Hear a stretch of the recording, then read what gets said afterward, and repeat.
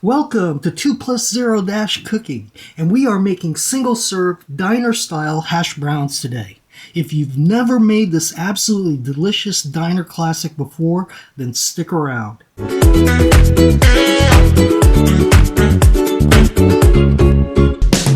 Hello, my name is Beef, and if this is your first time here, thank you for stopping by. I make small, tasty recipes for me and my plus one out of our tiny apartment kitchen. Our recipes are small, easy on the budget, and easily scalable for more servings. So let's get cooking.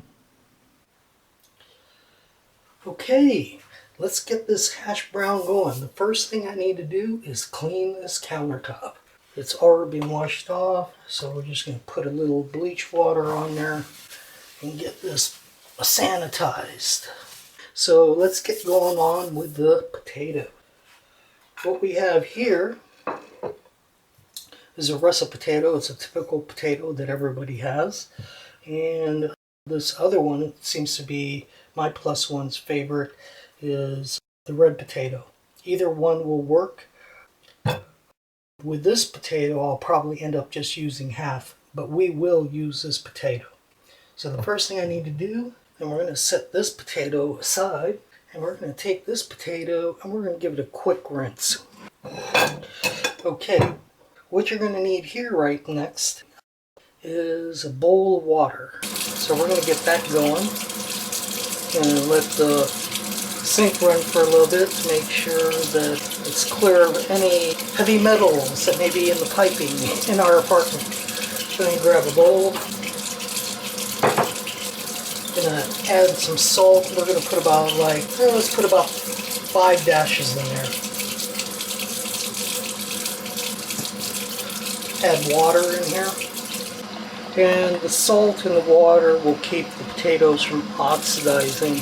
Let me grab a peeler, and then we're going to start peeling this potato. Normally I would do this in the sink.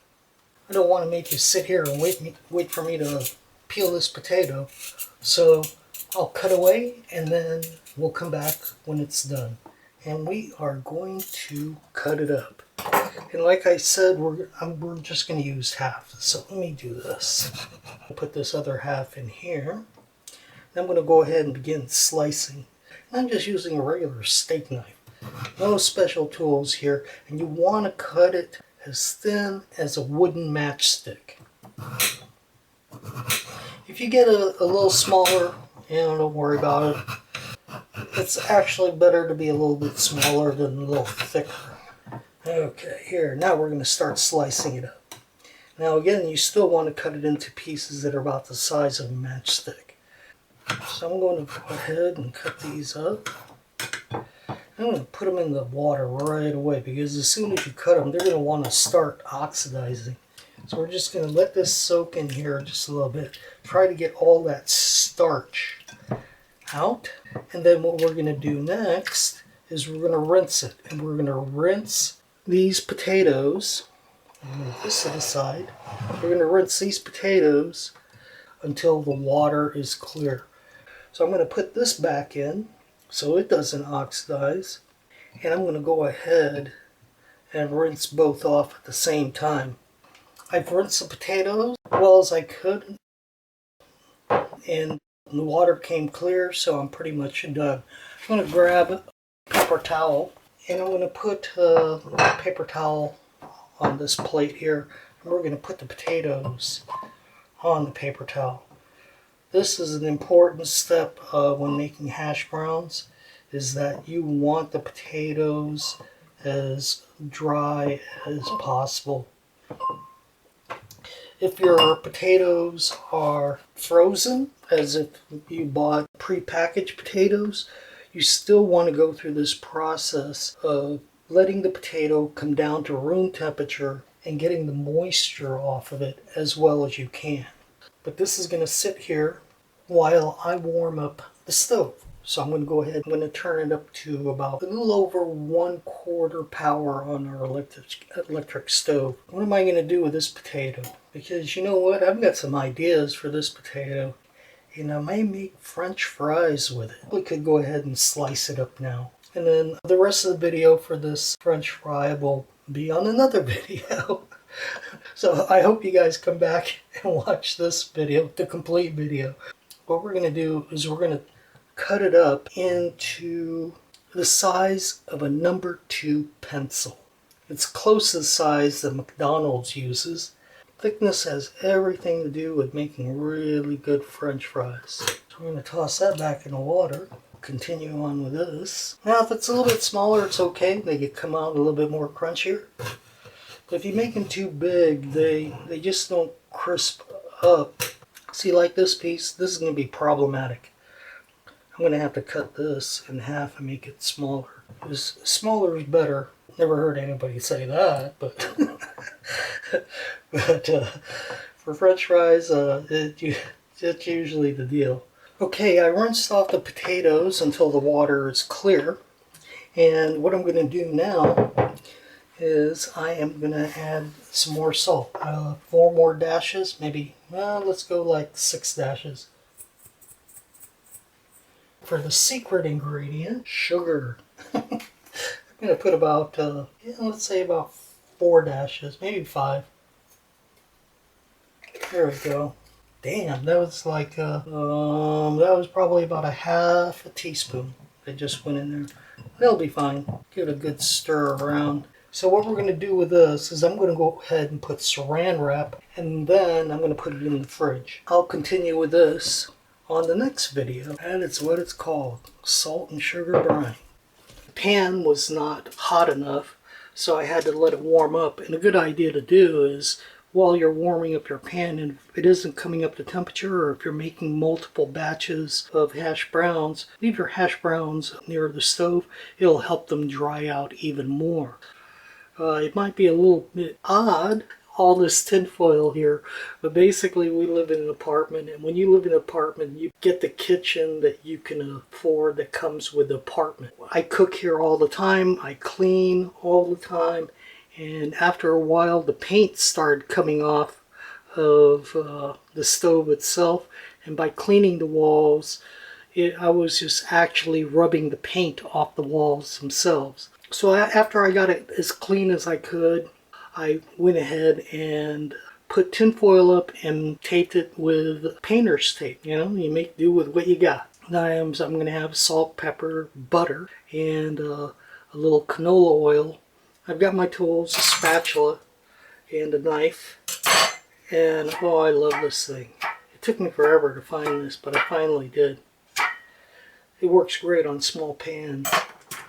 So let's take a look at the temperature of that pan. It's at 190 degrees. That's pretty hot. That'll work. This temperature probe, pre-corona, it was like, you can buy them for like $12. So it's not an expensive item. You can find them at a lot of stores. It's gone up in price since then. I think now it's like $30. And I use this for cooking all the time for measuring the temperature of the pan. So let's put this away.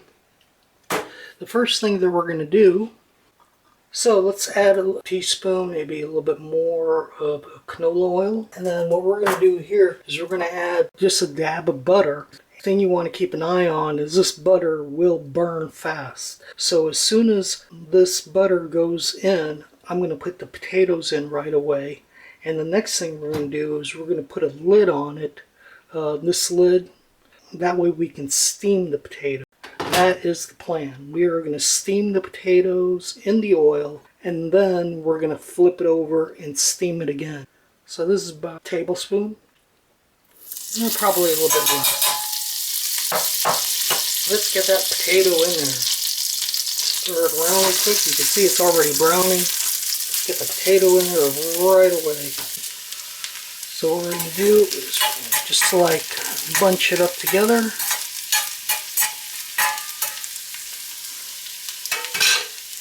Add a little salt. That is probably about 3 dashes, well, 3 or 4 dashes of salt and pepper. And then we're going to put the lid on there. So, you know, I'm gonna go for 5 minutes. Okay, we're back. What we're going to go ahead and do is flip these potatoes over. But I'm going to give you a little tip here, which is really good. You're going to love this tip. Actually got a couple of good tips for you. There we go. They're starting to crunch up pretty good. They're looking really good.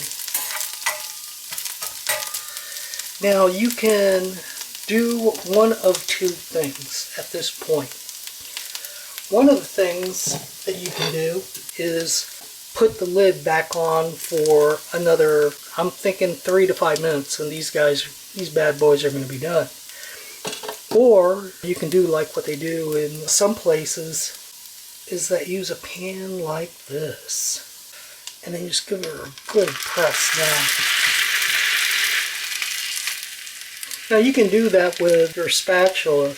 I plan on leaving this for the next 3 to 5 minutes. I'm a peeker, so I'm going to look at it. I'm not just going to go off time. What makes diner hash browns taste so good is because you use their condiments, primarily ketchup. And the thing about ketchup at a diner, it's at room temperature. Let me put this plate on here while that's all warming up. Give this old ketchup bottle a good shake. I'm just going to put down as much as I think I'm going to need for my potatoes. You don't have to leave this on there. I just put it on there temporarily. I'm going to set this to the side and it'll slowly get to room temperature. Everything's going to be perfect. Well, it's been about 5 minutes. I like my hash browns a little bit on the crispier side. Some people like it a little bit more softer. It all depends on your personal taste, but it's cooked. I like mine crunchy. This is probably medium, typical of what you'd get in a restaurant. Maybe a little bit under. Let me flip it over and see if maybe we can cook it just a little bit more. No, it's there. Maybe another minute or so on the other side just to crisp that up, and it's ready to plate. Okay, it's been a minute or two. Let's go ahead and scoop this guy up. If you want, you can go ahead and put it on whatever pan you have, maybe a cooking pan or something like that, and stick it in the oven on warm. Don't leave it in there too long, otherwise you're going to end up with a potato chip. You want to serve this as close to serving time as possible if you want to get that true diner flavor. Okay, we've just made diner hash browns at home. Aren't they great? Let's take a look at this. Let's cut into it here. Oh yeah, they're definitely creamy. Let me grab one of these. Yeah, it's definitely crunchy too. And this is medium. This is good for everybody. Thank you so much for watching this video. And if you like this video, then please like us above. There are also links on this screen for other 2+0 cooking recipes. Remember to subscribe and you'll be notified of new videos every week. As always, I have a summary of this recipe below in the description. And also please visit our website, 2+0-cooking.com. If you have any comments or ideas, then please post them below. We love hearing from our viewers and answering their questions. We also invite our viewers to share their ideas or recipes with each other in the comment section. Thank you for stopping by. Looking forward to hearing from you, and see you soon. Order up, sweetie. What's that? You want something else?